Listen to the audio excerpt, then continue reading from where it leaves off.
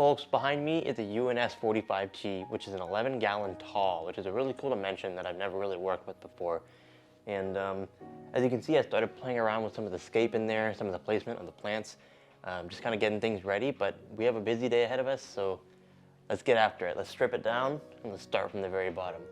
So for those of you who are wondering where the last Paludarium went with the peace lily, essentially we took it apart for a variety of reasons. I made a whole video about that and explaining my reasoning behind it. I'll link that in the description below if you're dying of curiosity, but the bottom line is we want to make something that is far more suited for our Betta, and we want to make something that is a little bit more functional. So yeah, that's what's up.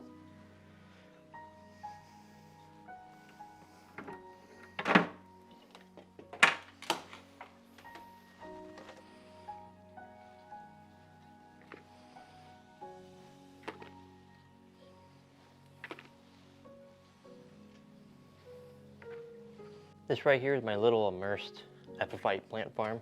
We'll just keep them in there for now, keep them moist. All right, we got everything cleared out. There's still a little bit of water in the bottom, but who cares? So next order of business is I'm gonna put a black vinyl background on here. I wanna have a nice clean black background, and I wanna be able to hide a bunch of the stuff, the cables and whatnot, so let's get to it. All right, let's see here. I believe this is 17.5 inches by like 16 or 15. Honestly, I'm not gonna lie, this is like my least favorite part of the hobby. I hate putting vinyl on things. I'm just not good at it. But there is a big scratch on the back actually, and I wanna use this front, so we're gonna turn this tank around and then we'll go ahead and apply this. We'll just spray some water on here. Please work. And what's next is I'm just gonna kind of squeegee the water out. I'm using a driver's license. You don't have to use a driver's license. You can also use a Costco card. If you have a VIP black credit card, you can also use that as well. Be my guest, I don't care. But yeah, we just want to get that water out of there.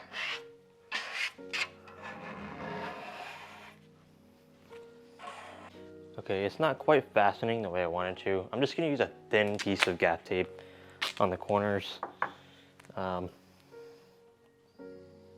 I am not an expert at vinyl and whatnot, so like if you have any tips, definitely let me know in the comments below, because I hate doing this and maybe I'm making it harder on myself. But having a backdrop is great because, you know, whatever peripherals we have on the top of the tank, we can simply just hide behind this background now. So I get a lot of questions on Instagram. People will send me their scapes and whatnot, and they're like, hey, how can I make this look better? And a lot of times my answer is like, that already actually looks really good. Just hide those cables.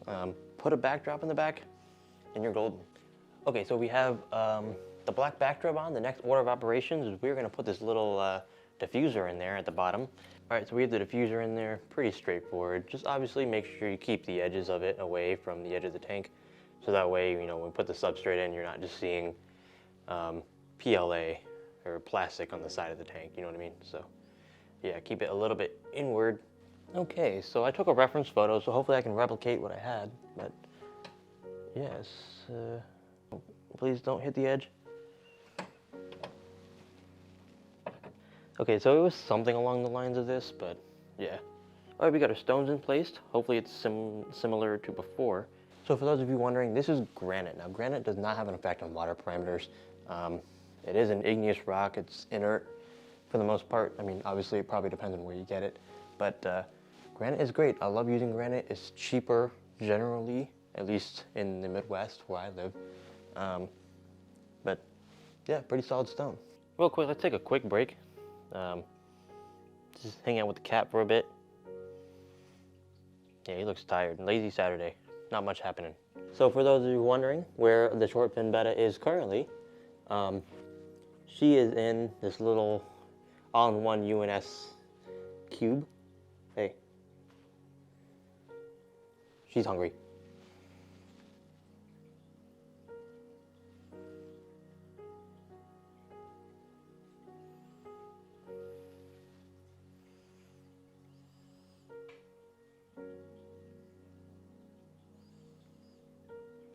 Okay, hopefully this fits like it did before. I really like the way I had it earlier. I think that's pretty close. Oh, So I'm not quite on track to replicating what I had, but I kind of had an idea. I kind of want to prop this rock under here. See what that looks like. Oh, that looks cool. It's not exactly the same as it was. Now we have a rock propping it up here.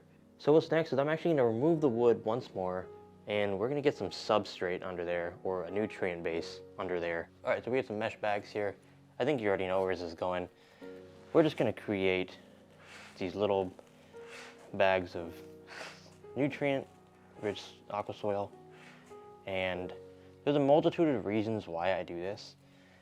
For one, obviously, if I ever need to take the tank apart, I mean, the substrate system is all separated, which is cool. That's besides the point. I'm probably not going to be taking this apart anytime soon. However, having soil contained in a bag like this obviously allows nutrients to go out. Plants can root into it, but since it's like a solid piece, give or take, I can use this to support hardscape as well. So that is very important. So I think we can put a little bit more in here. Let's just go ahead and lift this up. You remember what I was talking about? Essentially, this will be our nutrient layer, but it's also going to be some support. So yeah, we'll just put this in here.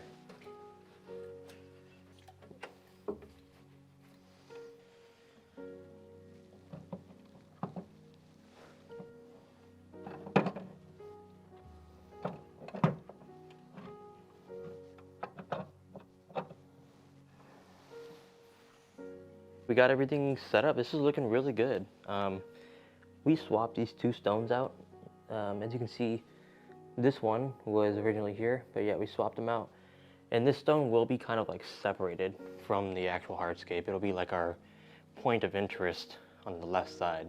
Before we put the sand in here, which I almost made this mistake, but yeah, before we put the sand in here, let's glue together this hardscape. Just make sure that everything is 100% locked in.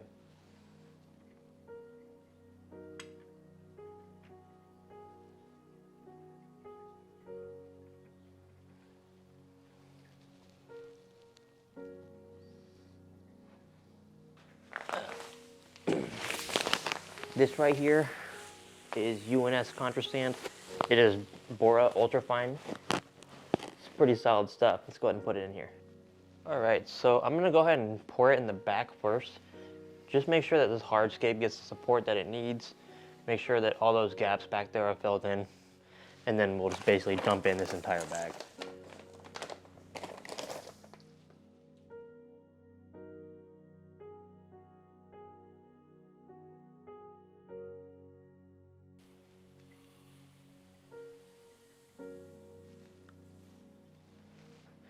It is kind of tricky to get in these corners, especially with the hardscape over it.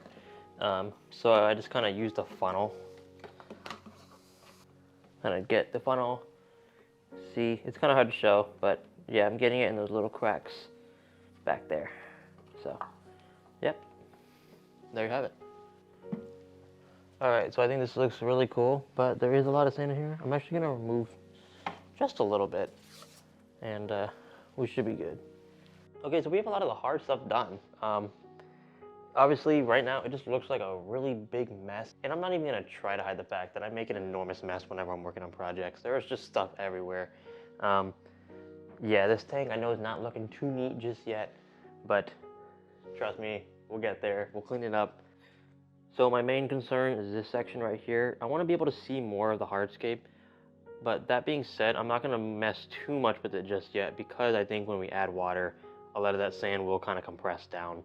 So that's why I'm not worried too much about it. So what's next is we're gonna start planting this bad boy. Now, this will be kind of filled up 3/4 of the way.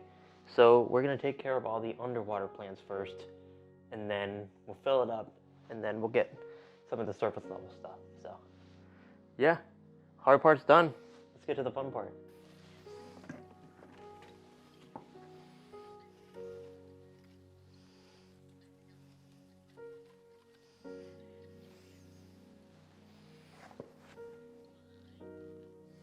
All right, so it's playing time. We went ahead and we grabbed some Anubias and Bucephalandra from our immersed grow out tank. We have some Anubias nana, Anubias nana petite, which is an awesome plant. I love this variant so much.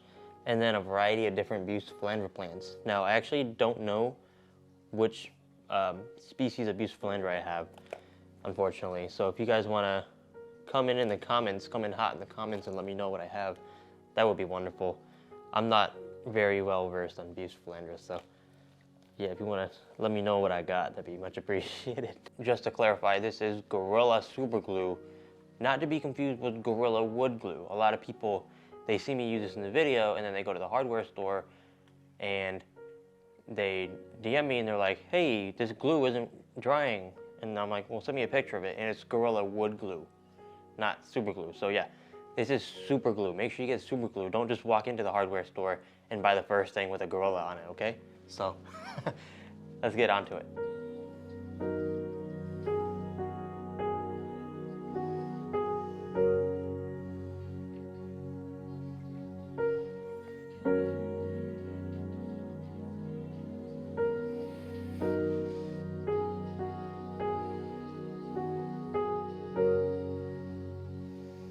Alright, so we added a ton of epiphyte plants to this tank, and I think it's looking super cool.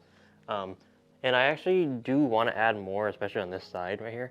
But I actually kind of want to fill this up like halfway, because there are some plants that I actually want to put in the substrate. And I want to see how those affect the overall display of this tank. So let's go ahead and fill this up halfway with water, and let's start planting some stem plants in the sand.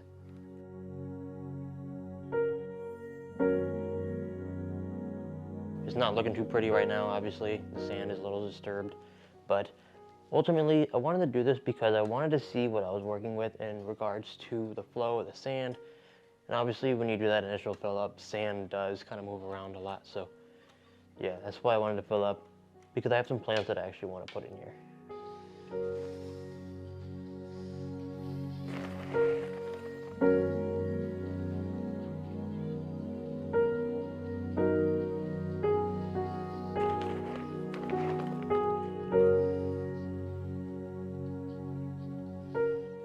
Alright, so we went ahead and just put a little bit of gravel in there. This particular blend, I actually use this in my honey gourami tank, and it doesn't look that good now. It doesn't really match the rocks a whole lot. Once it matures, it will look a lot better. Like once there's like algae and just like dirt on there, it'll look a lot better than it does now. So yeah, what's next is I have some dwarf hairgrass that I actually want to plant as sort of like a detail plant. And I want to plant that along the rocks, and yeah, it should look pretty cool. So before we get to planting any root feeders, we're going to put some of these root tabs in there. These provide nutrients for all of the substrate dwelling plants, and yeah, it'll benefit us greatly in the long run.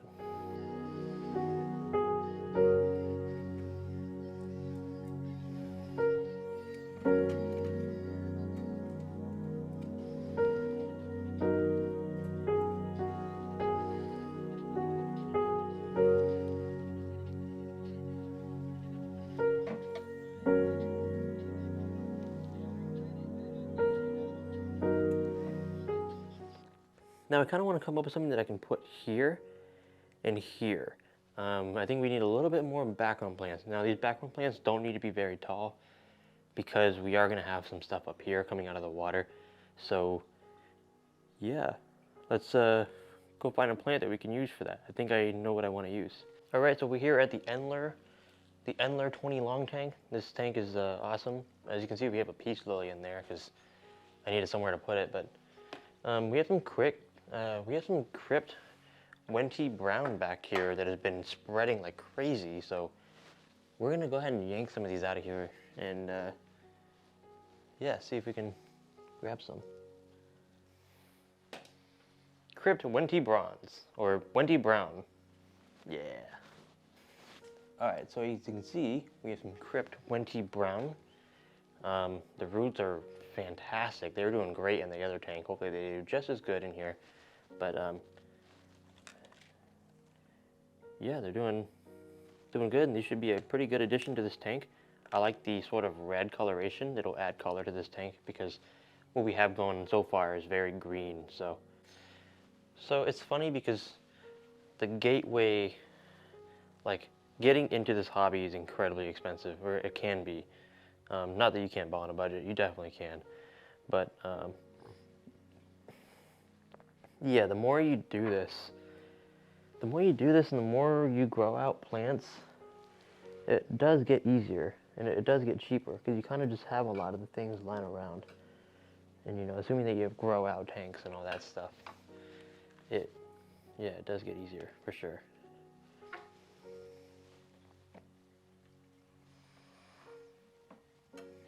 Okay, this is looking really cool, but there's one more plant that I want to add below the water line. This right here is pennywort, and it's a form of hydrocotyl, so I'm hoping that in time this will grow out of the water, and it should look pretty cool, so let's go ahead and put it in.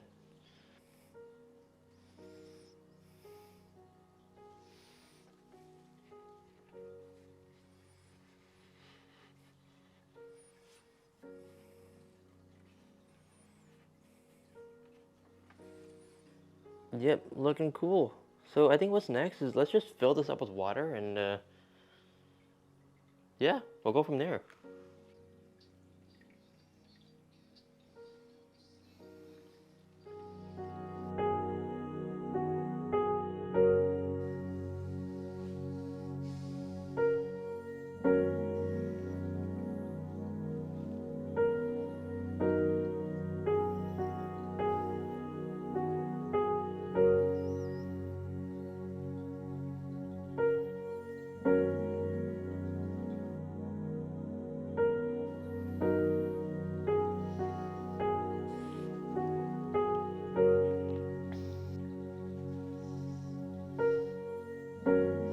Okay, so it is now, I want to say like a month and a half later, and I would be lying to you if I said that I didn't neglect this project a little bit. There have been some changes in here within the last month and a half. Excuse the mess, I'm currently figuring out how I want to run filtration on this aquarium, but as you can see, the pennywort in here is growing out of the water, and it's doing perfectly fine. And I mean, yeah, it's been pretty cool to see, and I'm just gonna let it do its thing. As you can see, it's kind of just stringing along the background, and I think it looks awesome. And on top of that, the Taiwan moss is growing as well. And this is all in open air, so that's been pretty cool to see. And I think as the summer comes along here in the Midwest, I think this will only get better because the air will be more sufficient. The humidity in the air will be more sufficient for these plants that are growing out of the top. So yeah, as you can see, the Buse philandra here is doing perfectly fine, but yeah, the Anubias that was here originally didn't make it. So what I want to do now, and you probably already saw me kind of starting to do this, but I have a canister filter here, and that has inline heating as well. It's the Awaze Thermo 100, so we're going to get that hooked up. Normally I use lily pipes, but this canister filter came with a spray bar, so I want to try that out. We are putting a Betta in here, so I'm worried that the lily pipe outlet might be too strong, it might be too directional. So I'm going to see what we can achieve with this spray bar, and if we can also use the spray bar to sort of help the immersed plants here, if that makes sense. See how it's kind of going over the driftwood there, so I'm going to set that up, and I'm going to see how we could potentially use it to our benefit. So let's get on with it. As you can see, we have the spray bar here. This is the outlet, and then there's like a little tube here with a bunch of little holes in it, and it's just going to spray out this way, ideally anyway. We'll see what happens.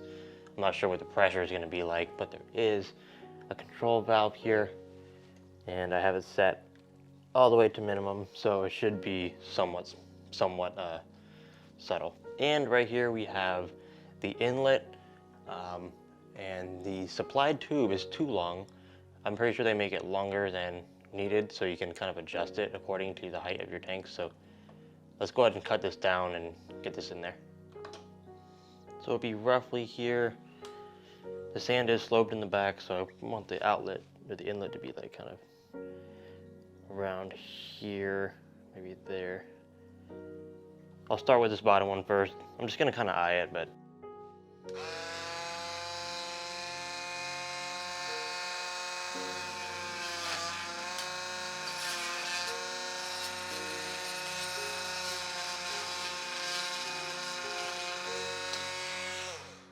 and here is our inlet. that is now shorter. So we just need to attach the filter end with a pre-filter on here, and then we'll be able to put it in there. So there we have it. That's the final product. Everything is set up, at least when it comes to the pipes anyway. I know some of you all are gonna hate this. I know some people are like purists when it comes to using lily pipes. They love the stainless steel look. I do too. I just wanted to give these a try, specifically the spray bar. And I don't know, perhaps I'll come up with a more legitimate, refined solution. These obviously look plasticky. I really don't mind them actually, but let me know what you think in the comments. Yeah, I don't know. If you have like a cooler way to go about this, I'm all ears. But yeah, let's get this hooked up to the canister, and let's get this tank circulated.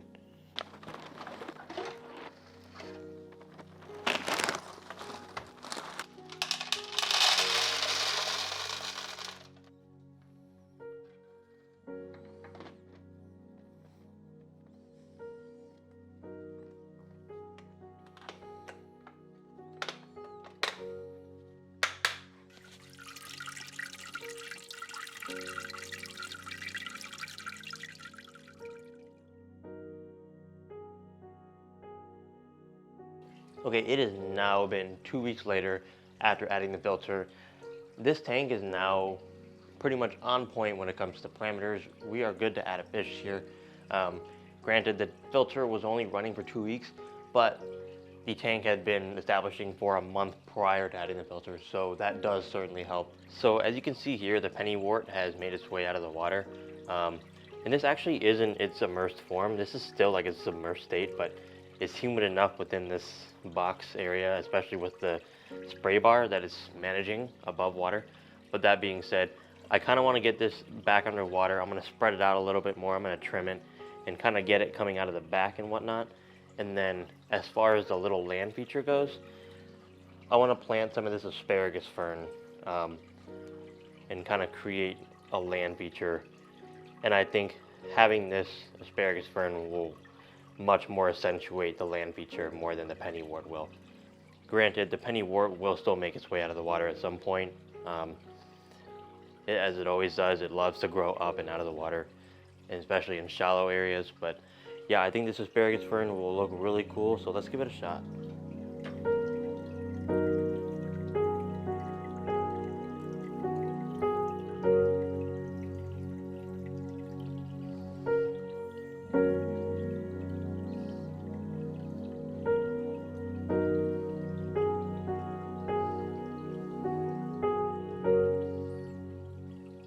Alright, so we have our hydrocotyle planted, and as you can see, I kind of just messily spread it amongst the mid-ground and whatnot.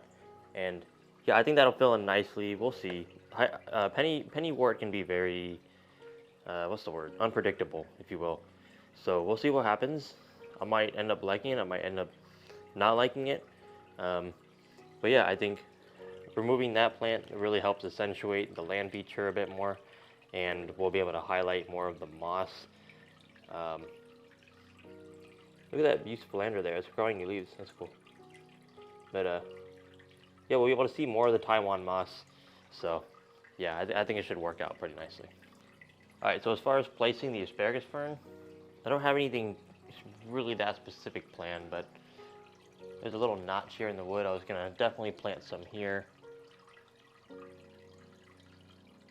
And I'm not really gonna fasten it in any way. I'm just gonna kind of let it root in there. And I think over time it should just kind of hopefully root to the wood. And we'll play this by ear. If this doesn't work out, we'll find another solution. Right here, there's a tiny little hole. I think I can poke this out. That is the end result. I actually really like the way this looks, and it hides the spray bar just ever so slightly, that it's no longer distracting. So it looks like we have pretty much most of the work done. I think what I'm going to do now is just do a water change real quick, and the next time you see this tank on screen, we'll have a fish in there.